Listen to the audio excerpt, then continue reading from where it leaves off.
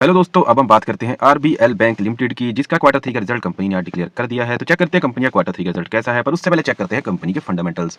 अगर बात करें दोस्तों कंपनी के मार्केट कैप की, तो कंपनी का मार्केट कैप है 16,030 करोड़ का, जो कि एक मिड कैप कंपनी है। उसके बाद बात करें दोस्तों कंपनी की पीई रेशो की, प्राइस टू अर्निंग रेशो, वो है 14.8। तो कंपनी की देखने में वैल्यूएशन लगती है बहुत बढ़िया, पर फिर भी कंपैरिजन करेंगे इसके सेक्टर की टॉप कंपनीज के साथ, ताकि पता चल सके एग्जैक्ट वैल्यूएशन का। उसके बाद बात करें दोस्तों कंपनी की आरओसीई का, रिटर्न ऑन कैपिटल एम्प्लॉयड, वो है 5.46%, जो कि एक बहुत अच्छी आरओसीई नहीं है। उसके बाद बात करें रिटर्न ऑन इन्वेस्टेड कैपिटल, वो भी है 5.46%, वो भी एक अच्छी आरओआईसी नहीं है।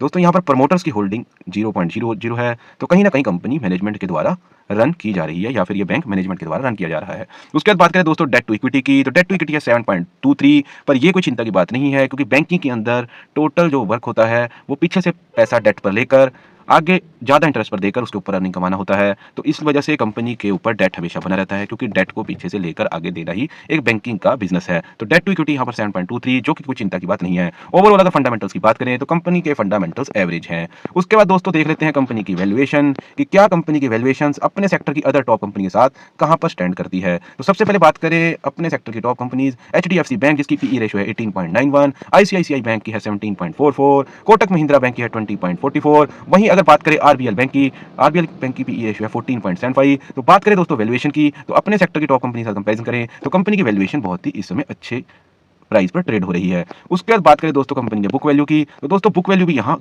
कंपनी की बढ़ गई है, जो कि पिछले साल थी 210.47, जो कि बढ़कर 226.44 हो गई है। तो ये कंपनी के लिए अच्छी बात है। उसके बाद फाइनली दोस्तों चलते हैं क्वार्टरली रिजल्ट पर, देखते हैं कंपनी ने क्वार्टरली रिजल्ट कैसा पेश किया है, कैसे रहे हैं कंपनी के क्वार्टर 3 के नंबर्स। तो सबसे पहले बात करें दोस्तों यहाँ पर सेल्स की जगह हम रेवेन्यू की बात करेंगे, क्योंकि कंपनी के पास कोई भी ऐसा पर्टिकुलर प्रोडक्ट नहीं होता बैंकिंग में जिसको वो सेल कर सके। तो यहाँ पर कंपनी सर्विसेज के थ्रू या फिर इंटरेस्ट के थ्रू अर्निंग जनरेट करती है, इसलिए इसे यहाँ पर रेवेन्यू कहा गया है। तो सबसे पहले बात करें दोस्तों क्वार्टर ऑन क्वार्टर रेवेन्यू की, तो पिछले क्वार्टर में कंपनी जो रेवेन्यू किया था वो क्या था दोस्तों 3008 करोड़ का, जो कि दोस्तों इस क्वार्टर के अंदर बढ़कर 3191 करोड़ का हो गया है। तो दोस्तों क्वार्टर ऑन क्वार्टर यहाँ रेवेन्यू में ग्रोथ देखने को मिली है। तो क्या रेवेन्यू के साथ साथ दोस्तों नेट प्रॉफिट में भी ग्रोथ रही है? तो नहीं दोस्तों, यहां रेवेन्यू बढ़ने के बावजूद भी कंपनी का नेट प्रॉफिट यहां पर गिर गया है, जो कि 294 करोड़ से गिरकर 233 करोड़ हो गया है। तो दोस्तों बात करें अगर क्वार्टर ऑन क्वार्टर रिजल्ट की, तो कंपनी ने रेवेन्यू में ग्रोथ दिखाई है, लेकिन नेट प्रॉफिट में कंपनी की डी ग्रोथ आ गई है।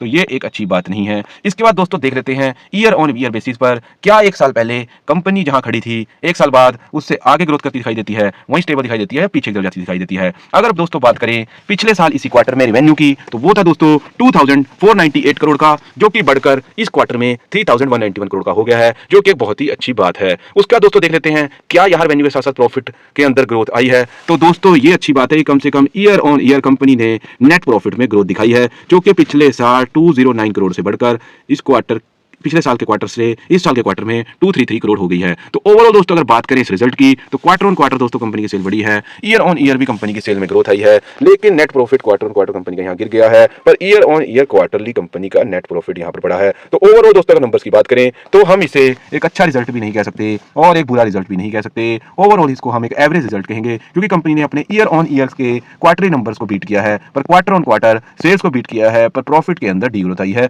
ये एक चिंता की बात हम कह सकते हैं।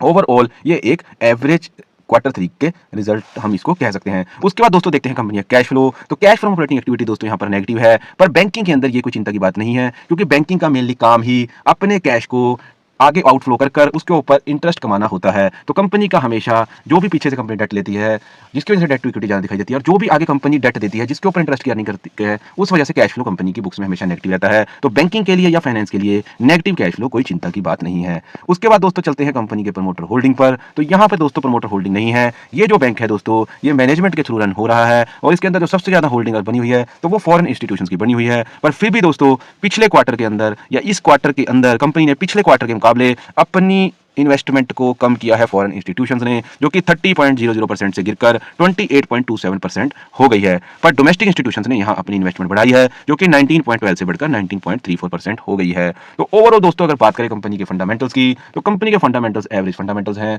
अगर बात करें दोस्तों वैल्यूएशन की, तो कंपनी की वैल्यूएशन दोस्तों अच्छी इस समय ट्रेड हो रही है। अगर बात करें दोस्तों बुक वैल्यू की, तो बुक वैल्यू भी दोस्तों यहां पर बढ़ गई है। अगर बात करें दोस्तों क्वार्टर रिजल्ट की, तो क्वार्टर रिजल्ट दोस्तों यहां पर एवरेज रहा है। Year on year quarterly revenue में भी कंपनी ने ग्रोथ दिखाई है, और year on year net profit में भी ग्रोथ दिखाई है।